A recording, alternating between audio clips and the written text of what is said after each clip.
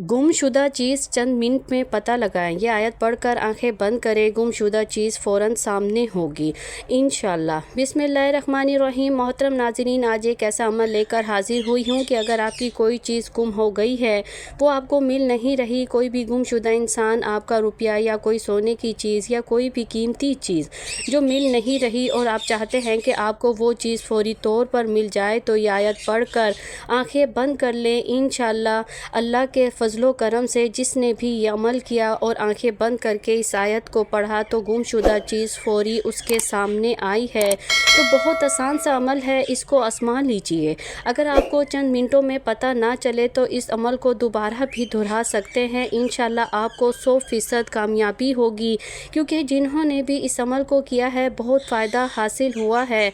आज का वजीफ़ा बहुत ख़ास होने वाला है, आपके साथ मैं शेयर करूँगी। प्यारे और मोअज़्ज़िज़ नाज़रीन, जब भी कोई गुमशुदा चीज़ हो जाए तो परेशान नहीं होना। आपने कुरान पाक की आयत को पढ़ना है और इंशाअल्लाह अल्लाह अज़्ज़ा वजल चंद ही दिनों में आपके तमाम मामला दुरुस्त हो जाएंगे और गुमशुदा चीज़ खुद वापसी आ जाएगी।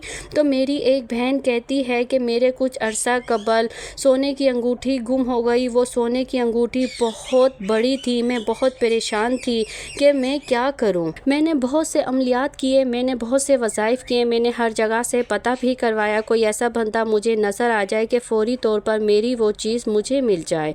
मैंने बहुत तलाश किया, किसी पर शक नहीं कर सकती थी, क्योंकि मैं जॉइंट फैमिली में रहती थी तो शक करना भी ज़रा बराबर बुरा लगता था, इसलिए मैंने शक भी नहीं किया। लेकिन अंदर ही अंदर मेरे दिल में बहुत ज़्यादा मेरी अंगूठी के गुम हो जाने का मुझे सदमा था, तो मैं उस वजह से परेशान थी। इसी परेशानी के आलम में उन्होंने हमसे रब्ता किया। वो कहती है कि मैंने आपसे रब्ता किया और हमने उन्हें ये अमल बताया और इस अमल की बरकत से उनकी अंगूठी उन्हें चंद घंटों के अंदर अंदर उन्हें फ़ौरी तौर पर मिल गई।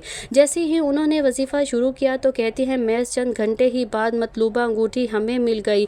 हमारी जान में जान आई कि हमारी अंगूठी वापसी आ गई है। इसी तरह से मेरे एक भाई हैं, वो ये कहते हैं मैं जा रहा था रास्ते में तो मेरे पास एक थैला था छोटा सा पैसों का। मैंने अपने पैसे अपनी पॉकेट वगैरह में नहीं रखे, ना पर्स में रखे, बल्कि एक छोटे से थैले में रख दिए और थैले में रखने के बाद मैंने इसको अपनी पॉकेट में डाल दिया। मैंने थोड़े ही आगे बाज़ार वगैरह में आया तो मैंने देखा, थोड़ी देर बाद मुझे जब पैसों की ज़रूरत हुई तो मैंने जेब में हाथ डाला तो वहाँ पर वो थैला मौजूद ना था। मैं बहुत परेशान हुआ, क्योंकि मुझे बहुत दूर जाना था, मुझे ऐसा काम था कि वहाँ पर मुझे ये पैसे जल्द अज जल्द पहुँचाने थे। लिहाजा इसी परेशानी के आलम में कि मेरे पैसे गुम हो गए, मैं आगे मंजिल को जाने की बजाय वापसी का मैंने रास्ता इख्तियार किया कि अब क्या कर सकता हूँ। इसी परेशानी के आलम में घर आया और मैंने आपका बताया हुआ अमल शुरू कर दिया। अल्लाह तबारक व तआला का ऐसा करम हो गया कि चंद दिनों के बाद मुझे एक जगह से कॉल आई और कहा आप फला जगह पर पहुँचाएँ, आपको थैला मिल जाएगा। तो मैं बहुत हैरान था कि ऐसा कैसे हो सकता है। लिहाजा मैं मतलूबा जगह पर चला गया तो वहाँ पर एक आदमी मौजूद था, तो वो कहने लगा आपका ये थैला मेरे पास पड़ा है। एक आदमी जा रहा था उसके पास ये थैला था और मैंने उस आदमी को आपकी पॉकेट से ये थैला निकालते हुए देखा। लिहाजा मैं उसके पीछे हो लिया, लेकिन आप बहुत दूर चले गए थे। ये थैला तो मैंने उससे पा लिया, लेकिन आपका मुझे कोई ख़ास पता नहीं था। मैं बहुत ही परेशानी के आलम में बैठा था, तो मैंने थैले के अंदर से देखा तो वहाँ पर मुझे चंद कागजात मिले और वहाँ पर आपके एक रिश्तेदार का फ़ोन नंबर भी मिल गया। वहीं से मैंने आपको रब्ता किया और उन्होंने मुझे आपका नंबर दिया। वहीं से मैंने आपसे कॉन्टेक्ट किया। तो ये आपकी अमानत है, आपका थैला है, आप इसको गिन सकते हैं। तो मैं बहुत ही हैरान हुआ कि आज के दौर में ऐसे लोग भी हैं जो बहुत ज़्यादा नेक दिल हैं, दूसरों की परेशानियों को समझते हैं। आज वही अमल जो कि उन्होंने किया सूरत मुज़म्मिल का अमल है, बहुत ख़ास है, बहुत ज़्यादा। इंशाअल्लाह अल्लाह अज़्ज़ा वजल इस आयत की बरकत से आपकी गुम हुई चीज़, चाहे कोई इंसान गुम हो गया है या कोई भी चीज़, कोई भी ख़ास मकसद, आपका मकसद भी पूरा हो जाएगा इंशाअल्लाह। आप इस अमल को मुकम्मल यकसुई के साथ कीजिए, मुकम्मल तवज्जो के साथ कीजिए। मोहतरम नाज़रीन, अल्लाह से दुआ मांगते हुए इस कबूल होने या ना होने का शक दिल में नहीं रखते कि पता नहीं ये दुआ कबूल होगी या नहीं, पता नहीं ये चीज़ मिलेगी या नहीं, पता नहीं ये काम मुमकिन हो सकेगा या नहीं। ये सारे खदशात तो तुम्हारी ज़ात के हैं, अल्लाह की ज़ात तो इससे कहीं ज़्यादा वसी है। वो तो मौजों का बादशाह है, वो जब चाहे हालात बदल सकता है, वो जब चाहे दिल बदल सकता है, वो जब चाहे ला हासिल चीज़ से नवाज सकता है, वो चाहे जब नसीब बदल सकता है। ہے۔ اللہ وہ سب کر سکتا ہے جو تم نہیں کر سکتے۔ تو جس کی ذات لامحدود ہے، اس محدود سے دعائیں کیسی؟ اپنے اعمال دیکھ کر نہیں، اس کی شان دیکھ کر مانگو۔ جس نے تمہیں بنایا ہے اس سے بہتر تمہیں کوئی بھی نہیں سمجھ سکتا، اور یاد رکھو کائنات میں ایسا کچھ بھی نہیں جو ہمارے رب نہیں کر سکتا۔ کائنات میں ایسا کوئی زخم نہیں جسے اللہ نہیں بھر سکتا، اسی کی ہی کائنات ہے، وہ سب کچھ کر سکتا ہے۔ ناظرین، آج کے دور میں ہر دوسرا انسان بہت ہی زیادہ پریشان نظر آ رہا ہے۔ جس کو دیکھے کوئی نہ کوئی پریشانی ہے، کسی نہ کسی مصیبت میں مبتلا ہے، کسی نہ کسی غم میں مبتلا ہے، اور حالات ایسے ہو چکے ہیں کہ ایسے بن چکے ہیں کہ ایک انسان کسی دوسرے انسان سے اپنی پریشانی شیئر بھی نہیں کر سکتا۔ کوئی بے روزگاری کی وجہ سے پریشان ہے، کوئی ملازمت کی وجہ سے پریشان ہے، کوئی رشتوں کی وجہ سے پریشان ہے، کوئی اولاد کی بے وجہ سے پریشان ہے، کوئی بیماریوں کی وجہ سے پریشان ہے، یعنی کسی نہ کسی پریشانی میں ضرور مبتلا ہے۔ تو ان حالات میں ہمیں کیا کرنا چاہیے؟ ہمیں اپنے پاک حضرت محمد صلی اللہ علیہ وآلہ وسلم کی سنت مبارک کو نہیں چھوڑنا چاہیے۔ آپ نے زندگی گزارنے کا جو طریقہ بتایا ہے اس کو اپنا لینا چاہیے۔ جیسا کہ آپ جانتے ہیں حالات اتنے نازک ہو چکے ہیں کہ اللہ سے اتنی دوری اختیار ہو چکی ہے کہ انسان خود پریشان ہو چکا ہے۔ یہ سب کیا ہو رہا ہے؟ یہ کچھ نہیں ہو رہا، صرف قیامت کی نشانیاں ہیں، اور قیامت بہت ہی نزدیک آ رہی ہے، بہت ہی جلد قیامت آنے والی ہے، جس طرح کے حالات پیدا ہو چکے ہیں۔ ناظرین، آج کی اس ویڈیو میں آپ لوگوں کو ایک دعا بتانے جا رہی ہوں جو آپ کی پریشانیوں کو ختم کر دے گی، مصیبت کو، غم کو، جس طرح کے بھی آپ کے مشکل حالات ہوں گے، ان مشکل حالات میں یہ دعا آپ کو ایسا اثر دکھائے گی کہ آپ کی ہر پریشانی ہی ختم ہو جائے گی۔ ارشاد باری تعالیٰ ہے، اور ضرور آزمائیں گے ہم تمہیں کس قدر خوف اور بھوک سے، اور مبتلا کر کے نقصان میں مال و جان کے اور آمدنیوں کے خوشخبری دو صبر کرنے والوں کو۔ وہ صبر کرنے والے کہ جب پہنچتی ہیں انہیں کوئی مصیبت تو کہتے ہیں بے شک ہم اللہ ہی کے ہیں، اور بے شک ہمیں اسی کی طرف لوٹ کر جانا ہے۔ دراصل یہی وہ لوگ ہیں، ان پر ہے عنایتیں ان کے رب کی اور رحمتیں، اور یہی وہ لوگ ہیں جو ہدایت یافتہ ہیں۔ اللہ والوں، سب سے پہلے آپ نے حضور پاک صلی اللہ علیہ وآلہ وسلم پر کی ذات پر اقدس پر درود پاک پیش کرنا ہے۔ درود پاک آپ نے صرف ایک مرتبہ پڑھنا ہے، آپ کوئی سا بھی درود پاک پڑھ سکتے ہیں۔ آپ صلی اللہ علیہ وآلہ وسلم پڑھ لیں، یا صلی اللہ علی محمد پڑھ لیں، یا آپ درود ابراہیمی پڑھ لیں۔ ایک بار ثواب کی نیت سے میرے ساتھ بھی پڑھ لیں۔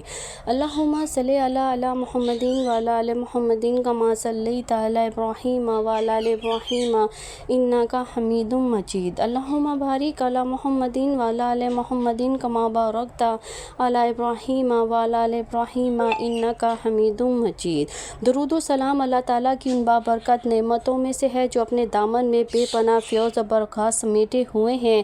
یہ ایک ایسی لازوال دولت ہے جسے مل جائے اس کے دین اور دنیا سنور جاتے ہیں۔ درود و سلام محبوب خدا صلی اللہ علیہ وآلہ وسلم کی تعریف، اللہ تعالیٰ کی رحمت کا خزانہ، گناہوں کا کفارہ، بلندی درجات کا زینہ، قرب خداوندی کا آئینہ، خیر و برکت کا سفینہ ہے، مجلس کی زینت، تنگدستی کا علاج، جنت میں لے جانے والا عمل، دل کی طہارت، بلاؤں کا تریاق، روح کی مسرت، روحانی پریشانیوں کا علاج، غربت و افلاس کا حل، دوزخ سے نجات کا ذریعہ، شفاعت کی کنجی ہے۔ حدیث مبارکہ میں درود و سلام کے بے شمار فضائل و برکات کا ذکر ملتا ہے۔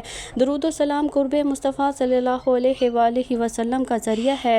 حضور نبی کریم صلی اللہ علیہ وآلہ وسلم کی ذات گرامی سے وحلانہ عقیدت و محبت جزو ایمان ہے، اس کے بغیر ایمان کی تکمیل نہیں ہوتی۔ درود و سلام پڑھنا محبت رسول اللہ صلی اللہ علیہ وآلہ وسلم کی دلیل ہے۔